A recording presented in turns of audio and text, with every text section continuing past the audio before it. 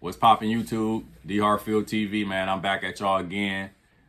It's your boy D Hartfield, man. Today, well, in this video, we gonna talk about Erickson the Hammer Lubin, blah, blah, blah.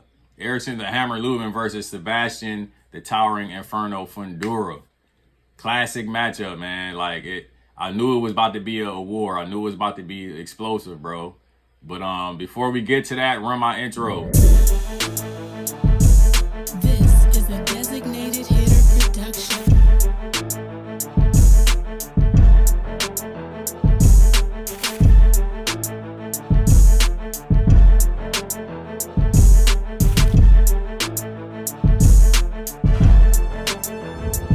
What a fight. What a fight. What a fight. Man, that I like if you into boxing, like not just like a boxing casual, like you always tuned in, you got your eyes and ears to these boxing streets, you already knew what type of fight that was about to be. Like, I'm surprised that it didn't get more media coverage. Like I feel like that should have been like on every screen, everywhere, posters, like it should have been everywhere, because I knew it was about to be that type of fight. Like that was just two like game warriors in there. Like they wasn't taking no for an answer. You know what I'm saying? Like, so let's get into it, man. Erickson the Hammer Lubin versus Sebastian Fundora, the Towering Inferno. So, man, that was a pretty good fight, man. And the crazy thing about it is, they both were they were the number 1 and number 2 ranked in the WBC rankings. So Erickson Lubin was number 1 and Fundora was number 2. Fundora came through with the W. He got the stoppage. Lubin's corner threw the towel in. And now he's the number 1 mandatory for the WBC title, Sebastian Fundora. And he's going to be facing whoever wins this rematch between Brian Castano and Jermell Charlo, which I feel like that fight's a toss-up. You know, like the first fight's a draw. Some people believe Charlo won. Some people believe Brian Castano won. The judges believe it was a draw. So it is what it is, you know. But whoever wins that fight, they got a hell of a fight on their hands, man. Because the Towering Inferno, he's not going away easy. Like we saw that. Like even though he did a great job, he won, he dominated, he did get hit with some clean, good punches throughout that fight. You know what I'm saying? It took a while for Lubin to even to hurt him. Like he was punching, he was catching him pretty good. That dude has a chin. Like I feel like they talk about his defense, but I feel like the lack thereof. But I feel like him having a chin is his defense. Like he's gonna take your punches to get in there and get what he need to get off. Like he knows he has a chin. He knows he's tough. You know what I'm saying? And he coming at you. Like he's not running around. He's not trying to, you know, bounce around and use his length, because he's about like 6'5". What is he? Yeah, 6'5". Jesus, that dude is that's crazy. 6'6". He's listed at 6'6", bro. Do you understand how crazy that must seem to be fighting him? You 5'10" and a half, and this dude is 6'6", and he weighs 154 pounds. Like, that is crazy. That is crazy. But yeah, that fight. I feel like let's get into the actual fight. I feel like Erickson Lubin and his trainer, man, why can I not remember his name? But Erickson Lubin and his trainer that he had, I believe that they had a good plan. They had a good strategy in this fight.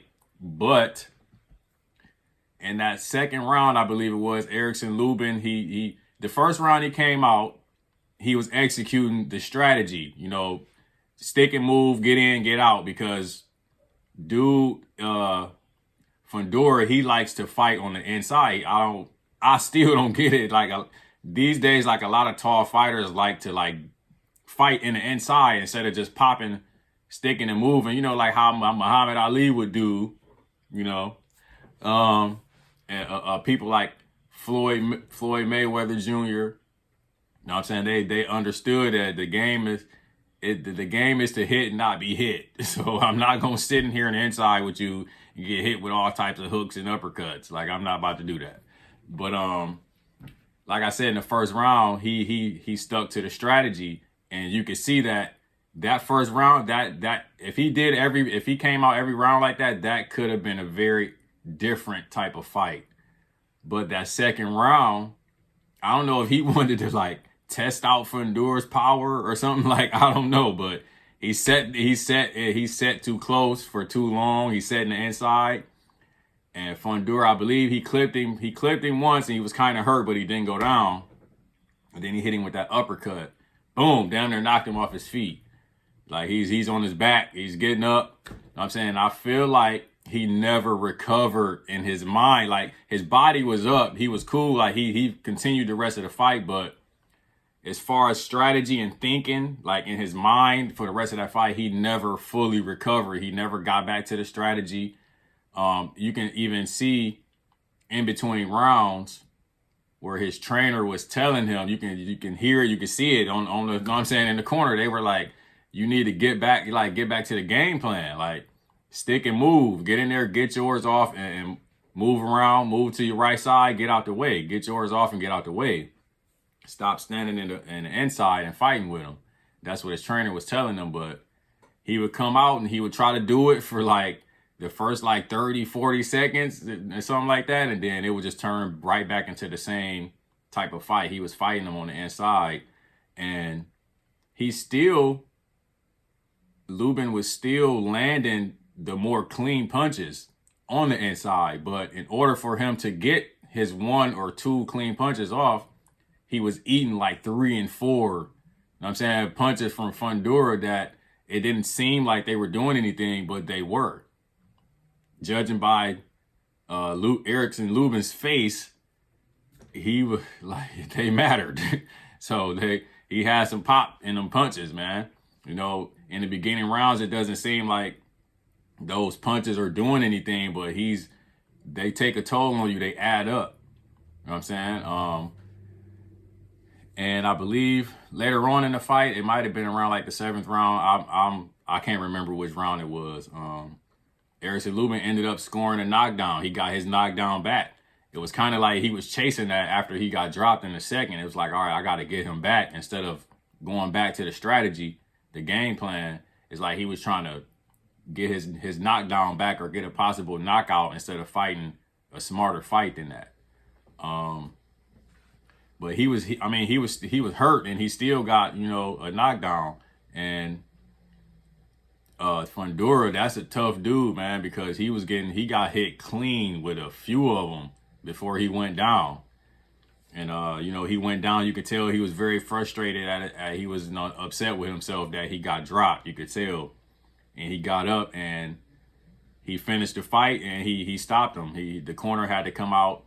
The corner had to throw the towel in between rounds.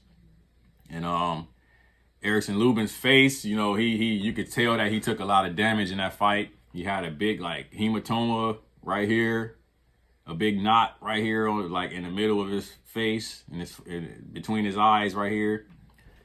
His I want to say it was his right. Yeah, the right side of his face was swollen. His lip was real big, and he was just looking bad, so they had to stop it. It's no point in anybody taking that much damage. You know what I'm saying? Even Fundora said that. He was like, he understands why they stopped. It's like, it's no point in anybody taking that much damage in a fight. Like, you know, he's a warrior, bro. He's a warrior. He fought hard. He was getting peppered like through that whole fight, man. They both were, honestly, but you know, Fundora's punches just took a heavier toll on Erickson Lubin. So, with that being stated, man, that's how the fight went. It was a war, like two warriors in there. And Fundora came out on top. I cannot wait to see his next fight.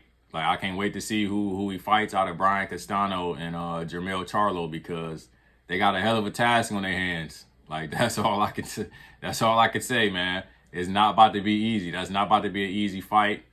I do feel like out of the two, I feel like Jermell Charlo is gonna have probably the better shot at beating him, because like Erickson Lubin, Jermell Charlo can crack. He can crack, and he knows how to move on his feet. He knows how to get in and out. You know, he's gonna fight a smart fight. You know, his trainer's not gonna let him. They gonna prepare a totally different way, or they're gonna prepare the same way. He's just gonna stick to the strategy. Jermell is smart. You know what I'm saying? Jermell Charlo's smart. So, I do think that Jermell Charlo has the better chance at winning that fight. Brian Castano is no slouch, you know, I mean, as we all can see, because Jermell didn't get past him, you know, the first fight. But and it's still a toss up as to who's gonna win the rematch. Honestly, a lot of people think that Jermell is gonna get him out of here in the rematch, but Brian Castano's been preparing for this just like Jermell Charlo has, so you never know. I'm trying to think if there was anything else I wanted to say about that fight, except it was just, that's like a fight of the year candidate. You know what I'm saying? We early on in the year still, and that was a good fight, man. That's what happens when the best fight the best. You know, you got a lot of these guys out here claiming they the best, but they not fighting the best. They running around fighting people that has nobody on their resume. Nobody knows who they are. You know what I'm saying? Ryan Garcia. Like, come on, man. Like, it's crazy, because Ryan Garcia, he's talented, but you're not stepping up, bro. You fought Luke Campbell. You know what I'm saying? Luke Campbell peppered you. You know what I'm saying? Had to wake you up and let you know this ain't a game. Like, this is not a game. He peppered you. You got up and you did win the fight. That says a lot. But now it's like you went backwards, bro. Who was Tago? Like, nobody knows who that is. He really ran from you. It's not really a bad thing on his part, because Tago was running, but I still feel like Ryan Garcia should have got him out of here. You know what I'm saying? Yeah, he should have got him out of here. It's no excuse. I feel like he dropped him. No, he got that drop early on in the fight, but he couldn't finish the fight. So I just feel like it's time he gonna have to step up and show people that he's ready. And you know, a while back he was calling out Tank. So hey, how about start calling out Tank again? See what you really about. You know what I'm saying? Tank need to fight somebody that's notable and everybody gives so much respect to and all of that. Like, I don't know why, because Ryan Garcia hasn't done near as much as Tank has in boxing so far. So the only guy he's ever fought is Luke Campbell, and Luke Campbell was like a fucking B fighter, C+ B fighter. He's not really nobody like that, bro. So, but I feel like that's all I got, man. I done went off into a tangent talking about Ryan Garcia and all of that, but that's all I got for this video, man. Y'all let me know what y'all think about this classic fight. This is like fight of the year candidate for sure, bro. Let me know what y'all think, man. Like, comment, you know what I'm saying? Subscribe to the channel. Share the videos, you know what I'm saying? Hit the notification button, man. I'm about to be back real soon again.